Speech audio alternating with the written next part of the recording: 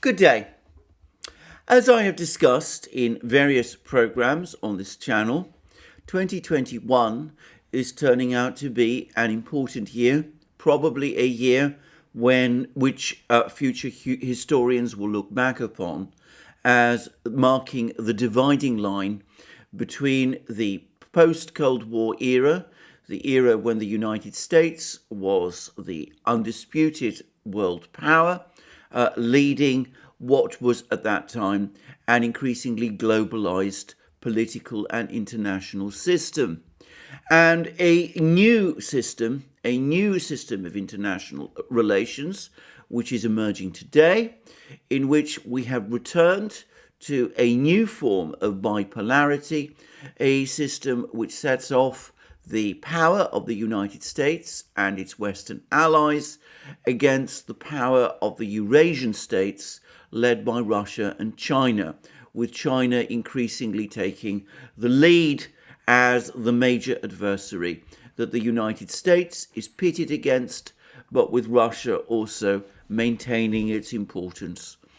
This is now becoming a major issue, a key topic in talks and discussions in the United States. President Biden is talking about convening what he calls a summit of democracies to convene in the United States in December. He apparently intends to invite Taiwan to participate in this summit meeting, which will enrage and infuriate the Chinese. There's already been an angry editorial about it in Global Times. And he talks, and the United States increasingly talks, about a new duel between the democracies and the autocracies. The democracies being, of course, the United States and its friends, and the autocracies being presumably China and Russia, and whatever state chooses to align with them. I have to say that the comment, the description, autocracies versus democracies, simply doesn't have for me the same kind of traction that the duel between communism and capitalism, between the free world, as some people called it, and the communist world that we had during the Cold War. And to be straightforward about it, I doubt that it has or carries very much traction around the world either. I wonder, by the way, how countries like Saudi Arabia, which are most emphatically autocracies to a far greater extent than China and Russia are, exactly fit into this picture, and whether they will be invited to this virtual summit in the United States in December. If not, then I suspect and guess that Saudi Arabia will start to make its own assessments about where its future lies and where its friends should be. Turkey, I suspect, at least while President Erdogan remains its leader, will also be making the same assessments, and I doubt that they too will be invited to this summit in December either. Anyway, I digress, because of course there is one country which is an important player in this game, in part because of its geographic importance and because of the geopolitical weight that carries with it, but also because it possesses strong and important assets of its own, and which fits very comfortably into the Eurasian system, should it choose to go in that direction. And that country is, of course, Iran, and it is about Iran that I'm going to devote this video to. Though I'm going to do it, as I said, in a slightly different way, one which will focus more on Iran's possible Eurasian future, and then about the political problems between Iran and the United States, and between Iran and Israel, which are so much the topic of discussion in most programs and debates and discussions one sees around this question. Now, Iran, as I said, is a country with significant assets. It's a big country. It's very rich in terms of its history and its culture. It's in fact one of the oldest countries in the world. It has a civilization which extends at least back to 600 or 700 BC. There were Persian kings who played a significant role in the Bible, in the book of Daniel. And of course, there were Persian kings who were also involved in the politics of ancient Greece, as those who see films like 300 cannot but be unaware. So Iran has a long history extending back thousands of years. It has a tremendous tradition of diplomacy. It has also, by the standards of the Middle East, a well-developed industrial base, a substantial amount of technology, and it has an educated population and a comparatively large one. It is also, by the way, a major cultural factor in the Middle East and in Central Asia, with much of the intellectual life in countries in Central Asia, including Afghanistan and Uzbekistan, being carried out in Persian. So Iran is an important power culturally, politically, geostrategically, and potentially also economically. It's a major oil and gas producer. There were hopes in the part of the Europeans especially, back in the early 2000s, that they would be able to tap into Iran's enormous natural gas and oil reserves. There was talk at one time of building a pipeline, the Nabucco pipeline, from the European Union to Azerbaijan, and thence onward across the Caspian to Iran, which would supposedly reduce Europe's dependence on Russia for its natural gas. That pipeline was never completed because of all kinds of political objections. And of course, the United States has had a long and fractious relationship with Iran, going all the way back to the coup against Mossadegh, the Iranian prime minister, which the CIA was instrumental in organizing back in the 1950s. And I should say that both Iran and the United States, in my opinion, are to a very great extent still prisoners of their own histories. The Iranians have never forgotten the coup against Mossadegh.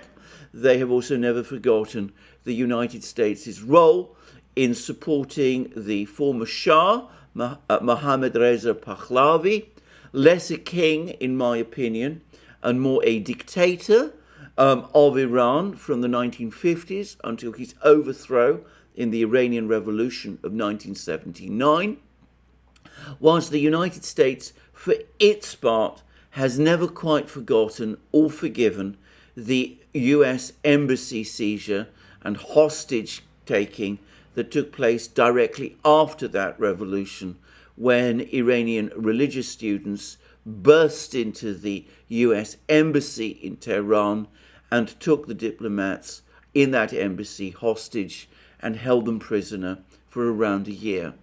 And ever since then, relations between Iran and the United States have been extremely difficult.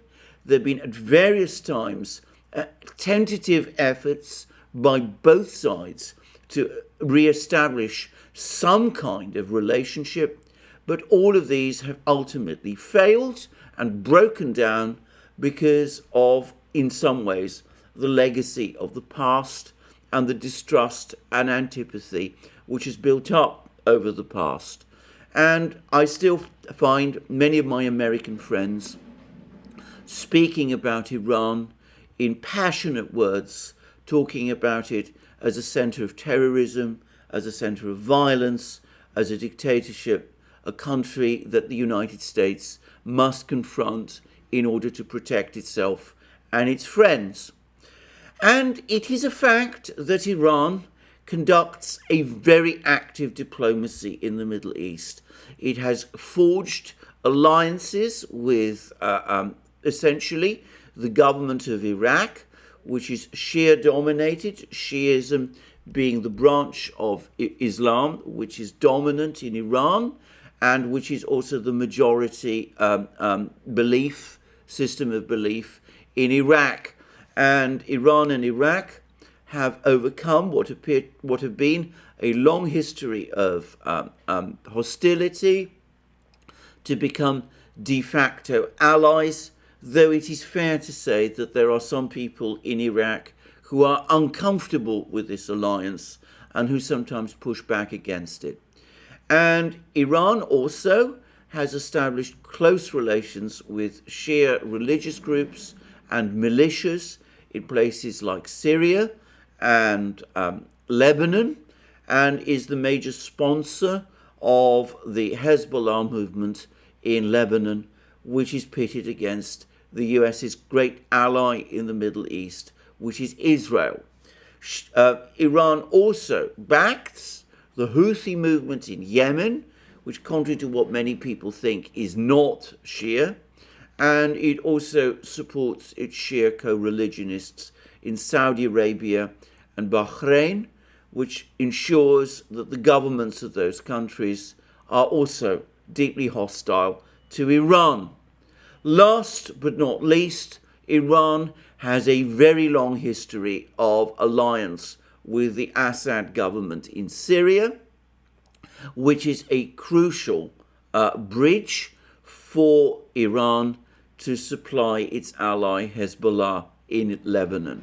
So these alliances that Iran has constructed over the last few decades are seen by some forces in the Middle East and by the United States as disruptive and threatening. Israel, which fought and lost a brief war with Hezbollah back in 2006, and which has come to see Hezbollah as an existential threat, has become extremely hostile and alarmed about the growth of Iranian power across the Middle East. And, of course, in addition, Israel is concerned about the way in which the Islamic government of Iran supports Islamist movements like Hamas within the Palestinian territories also. So there has been this long-running covert war fought between Iran and Israel across the Middle East for influence, with Israel launching missile strikes on what it claims are Iranian bases and facilities in Syria, and with Israel also launching occasional attacks on Iranian tankers which ship oil to Lebanon and to Syria, and which are a crucial lifeline, an energy lifeline to those countries. And of course, there is the overarching issue of Iran's nuclear program. The Iranians insist that this program is peaceful. They say that the enrichment of nuclear fuel that has been taking place in Iran is primarily intended for peaceful purposes, to enable Iran to develop nuclear technologies which will be helpful in its civilian industries and which will provide Iran with another string to its energy bow. It will enable Iran to reduce its dependence on oil supplies and on oil sales, and will also guarantee energy to be provided to Iran's cities, and which will provide Iran also with other technologies such as could be used, for example, in medical treatment. Israel and the United States, by contrast, insist that this nuclear program that Iran has been pursuing is in fact intended to achieve military ends, and that the end point of this program is Iran's acquisition of nuclear weapons. And of course, Iran, as I said, has a substantial industrial base, a substantial technology base, at least by comparison with other countries in the Middle East, and it has increasingly began to develop sophisticated or relatively sophisticated systems of its own, like long-range ballistic missiles, some of which could probably reach Israel, and whose accuracy was demonstrated following the assassination of the Iranian General Soleimani, by the United States a year and a half ago, which resulted in some of these missile systems being launched against American targets in Iraq.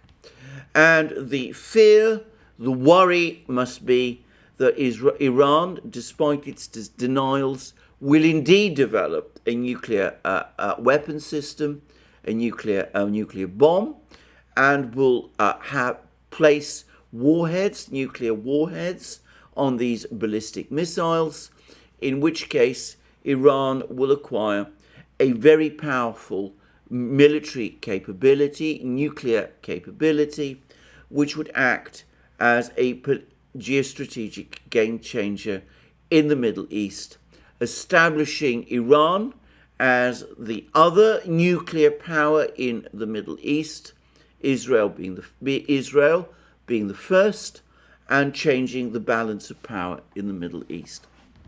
And this has been seen by many people in the United States and in Israel as a major, even an existential threat. And there have been various threats at various times of strikes against Iran and military strikes against Iran. And of course, Iran has been subjected to relentless economic pressure and sanctions pressure by the United States in order to get it to give up its regional alliances, give up its ballistic missile systems, and once and for all abandon its nuclear weapons capability, as the United States and Israel claim, and which Iran itself, of course, denies having. And there have been various shifts and instabilities or changes in the way that the United States specifically has sought to pursue this objective. Under Barack Obama, there was a brief period of engagement with the United States, agreeing a deal with Iran, the so-called Joint Comprehensive Plan of Action, whereby Iran agreed to place limits on its nuclear enrichment program and to allow inspection of its nuclear facilities, and in return the United States agreed to lift many of the sanctions which it had imposed upon Iran.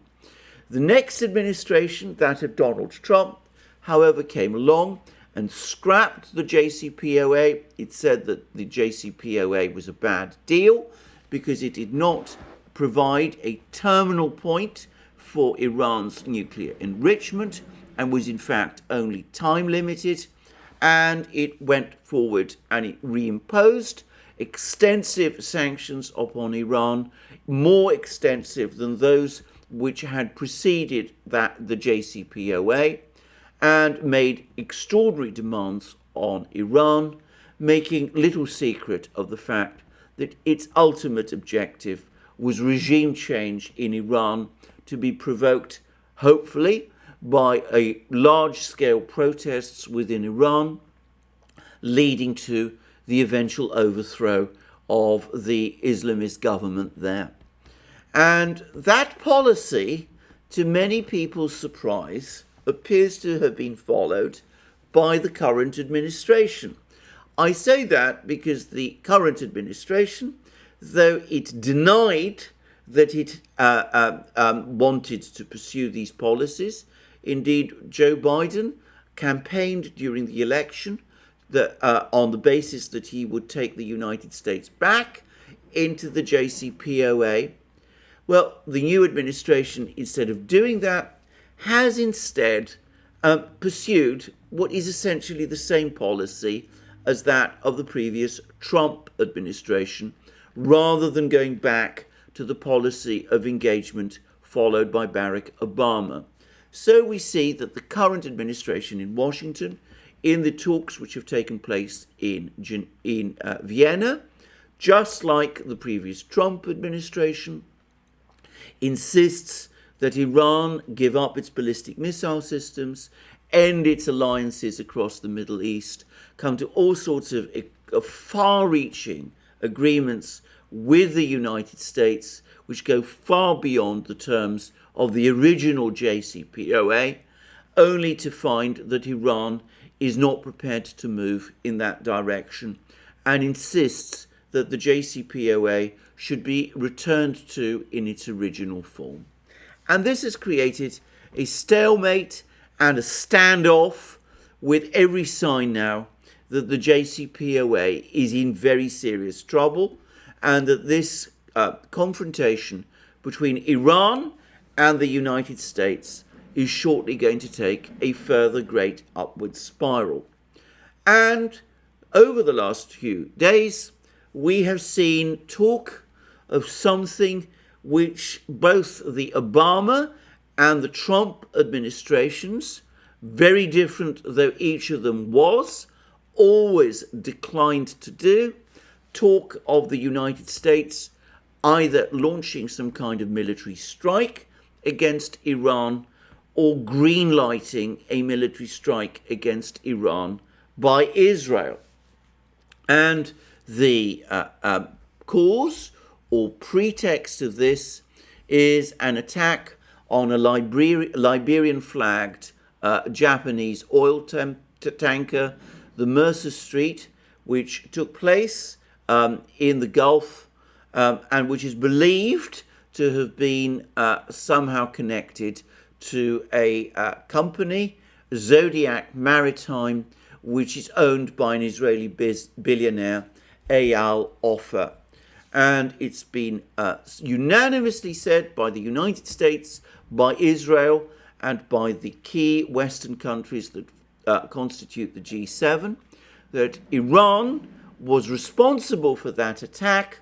And there's been suggestions or debate about the fact that the United States will greenlight an Israeli strike on Iran in retaliation.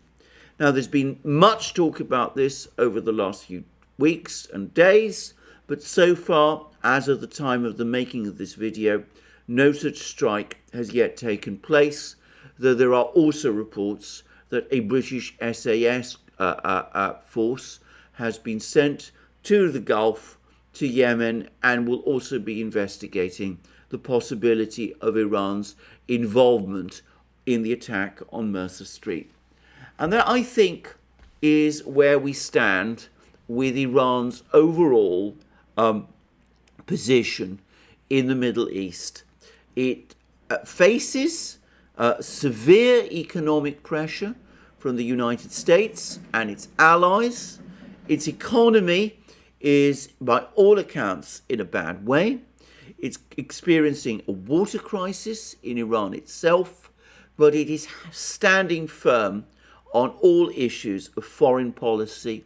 It refuses to go back on its alliances or to give up its ballistic missile systems, and it continues to insist upon its rights to pursue an enrichment program in accordance with what was agreed in the JCPOA. And we find that this standoff, this stalemate, is now leading, for the first time perhaps, to a genuine situation where some kind of military strike on Iran is appearing on the horizon. So what, in this kind of situation, does Iran do?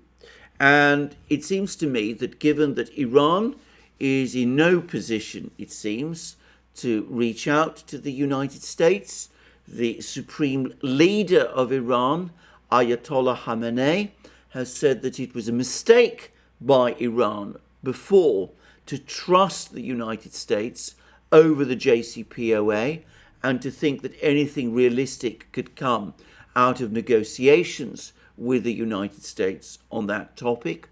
It seems to me that Iran has no real option other than to embrace the Eurasian powers, China and Russia. Now, I should say that relations with China have historically been fairly friendly. Iran and China have never been major enemies, adversaries at any point in their long and respective histories. There's never been a Chinese invasion of Iran, for example. And so it is not especially difficult for Iran and China to develop a good and friendly relationship with each other, and for Iran to participate actively in the Belt and Road Initiative that China has been pursuing. And in fact, we have received reports that China and Iran have agreed a major infrastructure program, with China committing to heavy investments to upgrade Iran's infrastructure. And there's been suggestions that the total value of this program will reach $400 billion, though this has never been confirmed. I should say that as of this moment, there is very little sign of any of this kind of infrastructure investment, Chinese infrastructure investment, actually taking place on the ground. But some sort of deal undoubtedly has been agreed, and something of that nature will no doubt happen shortly and before very long. Iran's relations with Russia, however, are a different matter, because Russia and Iran have indeed fought wars against each other. There were several such wars in the 18th and 19th centuries, and as recently as the Second World War, the Soviet Union and Iran fought a war with each other in 1941, which is not widely known about in the West. It was, in fact, a part of the Second World War, with the then Iranian government essentially aligning itself with Nazi Germany and going to war with the Soviet Union at the same time that the Soviet Union was being attacked by Nazi Germany in Operation Barbarossa, but with the Soviets nonetheless finding the necessary troops and forces to take the war back against Iran, launch strikes deep into the country, and force Iran to sue for peace. And this war between the Soviet Union and Iran resulted in Iran being occupied throughout the Second World War by the armies of the Soviet Union and Britain, which, by the way, was one reason why one of the famous conferences that took place between the great powers, the Soviet Union, the United States and Britain, during the Second World War, as they prepared to wage war against Nazi Germany, took place in 1943 in Tehran. That was where Stalin met Roosevelt and Churchill together for the first time. So there has been a difficult and complex history between the Soviet Union and Iran, and between Russia and Iran, and the two countries have not always been friendly towards each other, and there have been periods of intense hostility. The Shah of Iran in the 1950s and 1960s and 1970s was, for example, very firmly the US's ally, allied with the United States against the Soviet Union, though he did try and preserve some kind of cordial relationship with the Soviets, who did indeed maintain a substantial diplomatic presence in Iran. So it has not always been an easy relationship. It is, in fact, on many occasions, been a fractious one.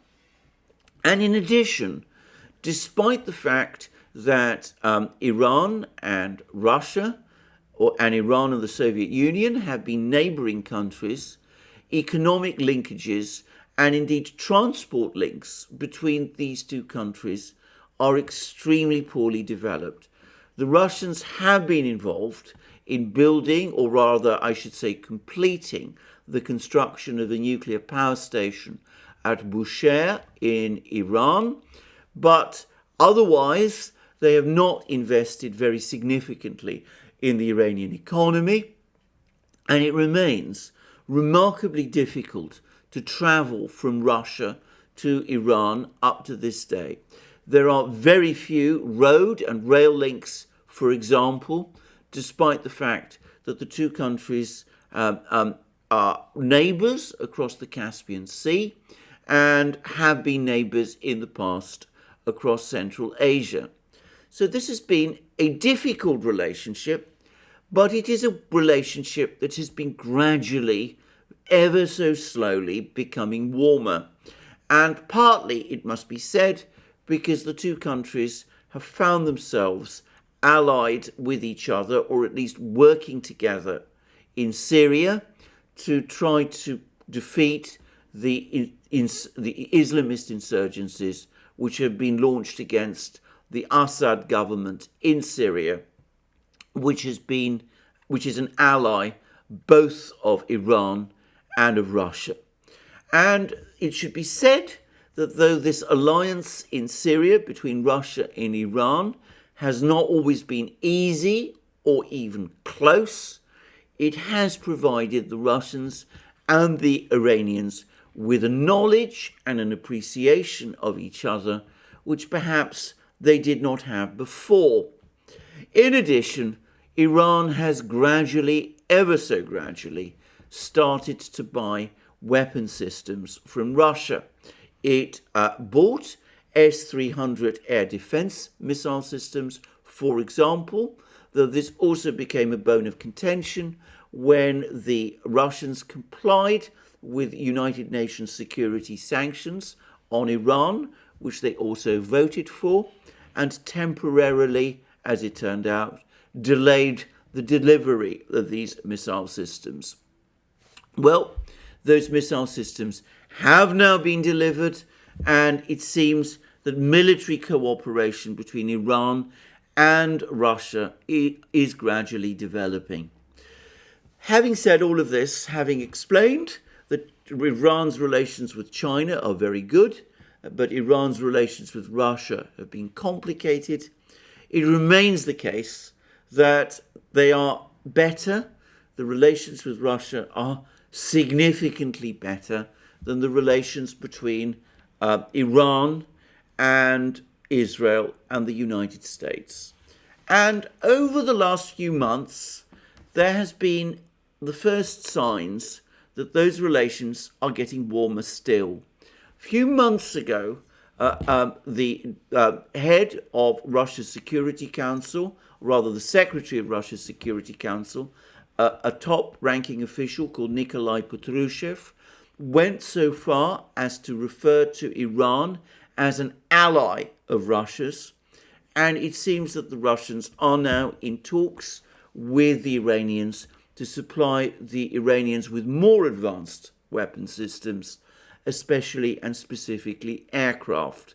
And it's possible that the aircraft that might be considered is the new Sukhoi 75 Checkmate fighter, which was displayed by the Russians at their recent air show, though it should be said also that that fighter is still at a relatively early stage of development. But we've also been hearing over the last few days about certain very important recent steps which suggest that the roadmap to Iran's full integration with the Eurasian powers, with China and Russia and the institutions that they have created, are now wide open. Firstly, the supreme leader of Iran, Ayatollah Khamenei, has now said that Iran should use every means at its disposal to obtain medications to combat the pandemic. Since there's no way that Iran is going to obtain those medications from the United States or from the West, that points to it turning to China and Russia for those medications. I should say Iran has medications of its own, but it clearly cannot produce them in sufficient quantity to solve the problem of the pandemic as the Iranians themselves perceive it. But perhaps an even more important development has been an announcement that has been made in Moscow that Iran's pathway to joining the Shanghai Cooperation Organization is now fully open, and that this is now something which is now not just on the agenda, but on the cards. Now, the Shanghai Cooperation Organization is the overarching arrangement, institution that joins up both China and its Belt and Road Initiative and Russia and its Collective Security Treaty Organization and its Eurasian Economic Community. So it is what binds Eurasia together. And as I also discussed in a recent video that I did for this channel, at a recent meeting in Dushanbe, the defense ministers of all the Shanghai Cooperation Organization states attended, and the Russian defense minister, Sergei Shoigu, delivered a speech in which he spoke of the Shanghai Cooperation Organization acquiring, for the first time, a serious military dimension also. So Iran joining the Shanghai Cooperation Organization would now be a very big deal indeed. It would place Iran within something which, if not exactly an alliance system, is something that certainly begins to resemble it. Moreover, Iran, being a member of the Shanghai Cooperation Organization, would become sanctions-proof from any further sanctions that the United States wished to impose through the mechanism of the UN Security Council. The Russians and the Chinese would be bound to veto it, and since they have already made clear that they do not recognize any sanctions unilaterally imposed on Iran by Europe and by the United States, that would leave the Russians and the Chinese open to trading with Iran should they choose to do so. Last but not least, of course, given that the Shanghai Cooperation Organization has perhaps an emerging military dimension, it could be used as a mechanism, a means to provide Iran with military technology and perhaps even with weapon systems in order to defend itself. So it is conceivably a geopolitical game changer. We have had to follow a long and crooked road to come to this place.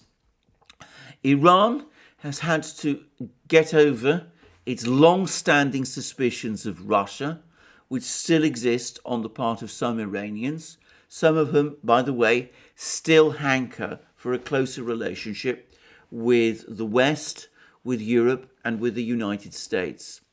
And it has also required China and Russia to conclude that a relationship of this nature with Iran is in their joint interest and is worth the problems that they would each have if they pursued it with the United States.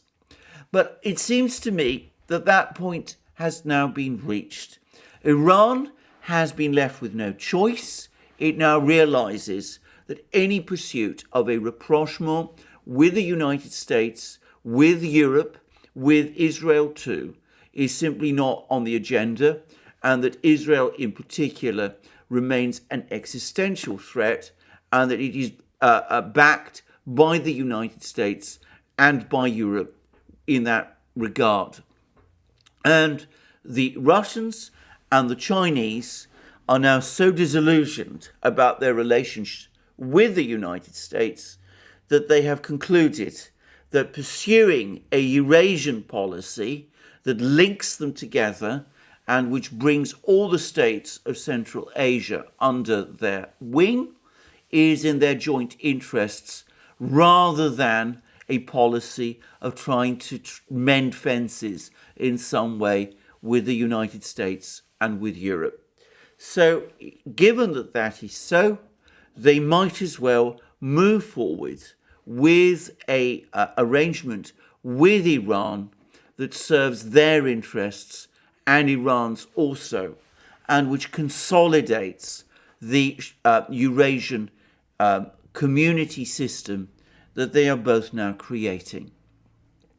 So that will be a game changer, because it will mean that Iran is no longer isolated in its foreign policies, in its policies in the Middle East. It will be able to have or call upon the backing of its de facto allies, China and Russia, and it will also become increasingly stronger as these economic and military ties that it will develop across Eurasia start to strengthen, becoming a more potent adversary than it is at the moment. And I have to say that this has been the story of the whole of 2021 and indeed of the last few years. The United States has picked quarrels with all three of these countries, with China, with Russia, with Iran, which it could have avoided. It has allowed itself to get drawn into an enormous conflict with Russia in Ukraine, which is rapidly turning out to be a massive strategic liability, and which has merely ended in Russia deciding that it had no choice but to look to China for support. It has ended up squaring off against China over Taiwan and other matters, which have soured completely a once stable relationship with China, and which has led China to look to Russia as an ally. And it has pursued an extraordinary feud with Iran, which has ended up with Iran now turning to the Eurasian powers, Russia and China, for support, and with those Eurasian powers, each of them disillusioned with the United States, now finally receptive to Iran's wishes for a closer relationship to be forged with them. So the big constructor of this Eurasian system that we are seeing is not Moscow, Beijing, or Tehran. It's actually Washington. It is Washington through which through its various actions has been acting to push all of these different countries, these very disparate countries, China, Russia, and Iran, towards each other in a way which, left to themselves, they might never have done. I have to say, it's an astonishing testament to the failure of US foreign policy and to the policy that has been followed by the United States since the neocons, people like Brzezinski and Wolfowitz, started to gain an ascendancy over US foreign policy in the 1990s. Wolfowitz specifically said that the United States should do all in its power to prevent a Eurasian competitor emerging. And Brzezinski, of course, basically suggested that the United States' priority was to try to achieve some kind of disintegration or breakup of Russia, also to prevent a rival power center emerging in Eurasia, and in order to isolate China.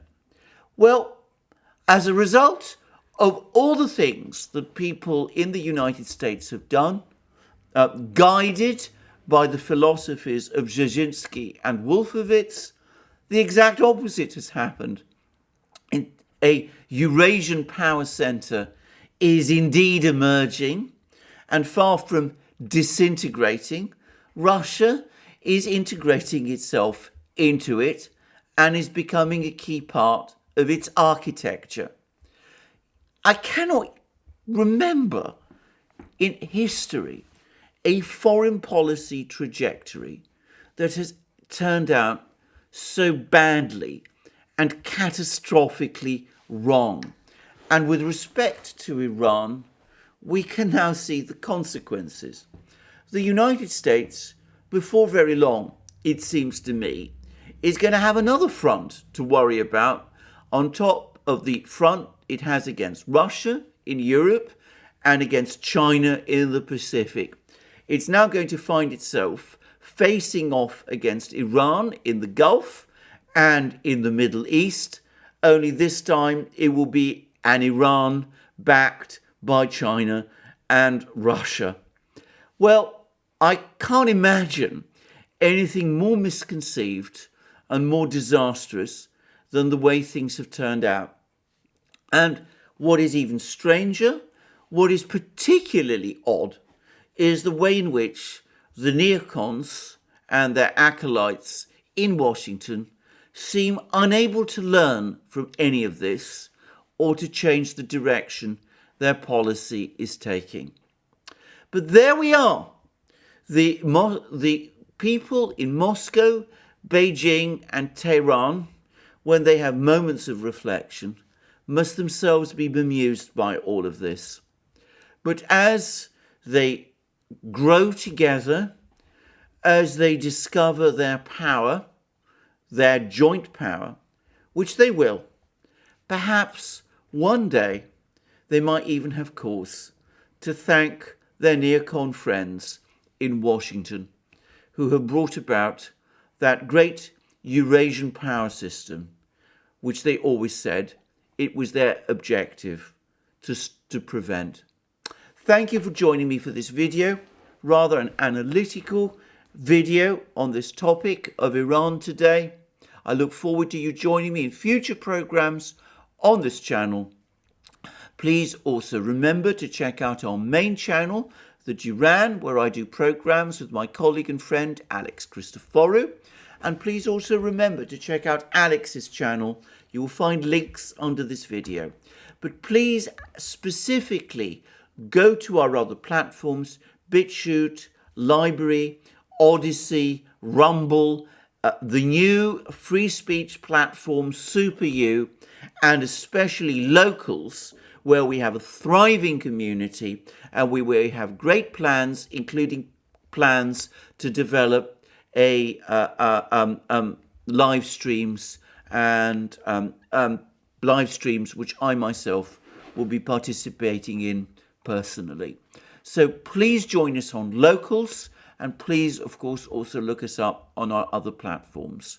And if you want to support us, well, go to us and support us via PayPal, Patreon, and Subscribestar. And please don't forget also to check out our shop and buy yourself the amazing things that you will find there. Our hats, our hoodies, our sweatshirts, our t-shirts, and all the rest. And last but not least, please remember to press the like button to this video if you've liked this video, and also to check your subscription to this channel. And thank you for joining me for this long discursive video today on the topic of Iran and its future. And I look forward to you joining me again in future programs, and have a wonderful day until then.